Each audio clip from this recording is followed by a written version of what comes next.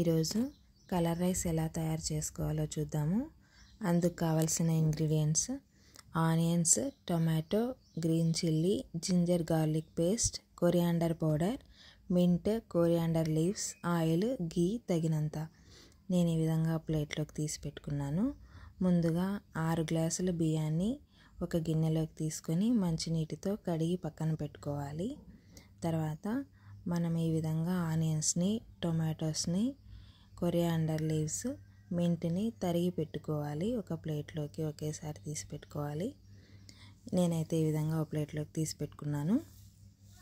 తర్వాత stove on చేసి గిన్నె పెట్టుకొని అందులోకి మనకి కావాల్సినంత ఆయిల్ని యాడ్ చేసుకోవాలి.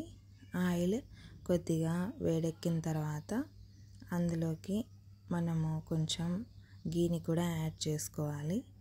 రెండు కొంచెం హీట్ ఎక్కిన తర్వాత బిర్యానీ స్పైసెస్ని యాడ్ చేసుకోవాలి. బిర్యానీ స్పైసెస్ని ఒకసారి అలా కలుపుకొని వెంటనే ఆనియన్స్ని, దాంతోపాటుగా పచ్చిమిర్చిని కూడా యాడ్ చేసుకోవాలి.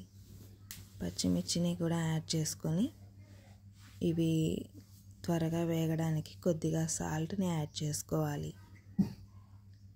సాల్ట్ని యాడ్ చేసుకొని అప్పుడప్పుడు కలుపుతూ గోల్డెన్ బ్రౌన్ కలర్ వచ్చేంత వరకు వేయించుకోవాలి. ఈ విధంగా గోల్డెన్ బ్రౌన్ కలర్ వచ్చిన తర్వాత టమోటాస్ని యాడ్ చేసుకోవాలి. టమోటాస్ వేసిన వెంటనే గ్రీన్ లీవ్స్ని కూడా యాడ్ చేసుకోవాలి. పుదీనా, కొత్తిమీరను కూడా యాడ్ చేసుకోవాలి. యాడ్ చేసుకొని అప్పుడప్పుడు బాగా కలుపు. ఈ విధంగా మధ్య మధ్యలో బయటకు వచ్చేంత వరకు ఆయిల్ బయటకు వచ్చేంత వరకు మనము వేయించుకుంటూ ఉండాలి. బాగా వేగిన తర్వాత అల్లం వెల్లుల్లి పేస్ట్ని యాడ్ చేసుకోవాలి.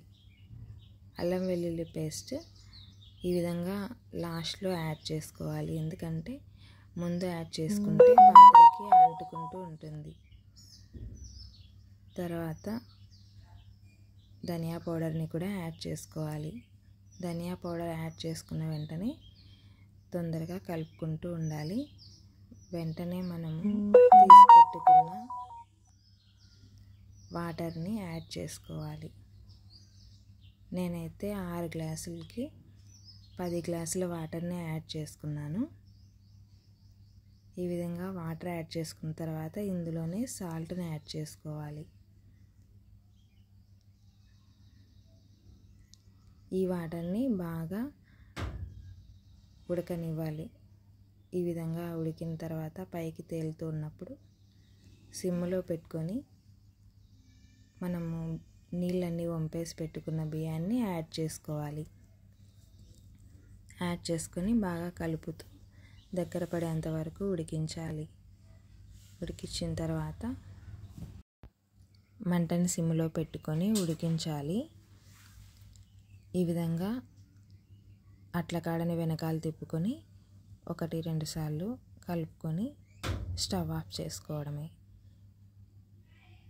కలర్ రైస్ రెడీ అయిందండి. Thanks for watching.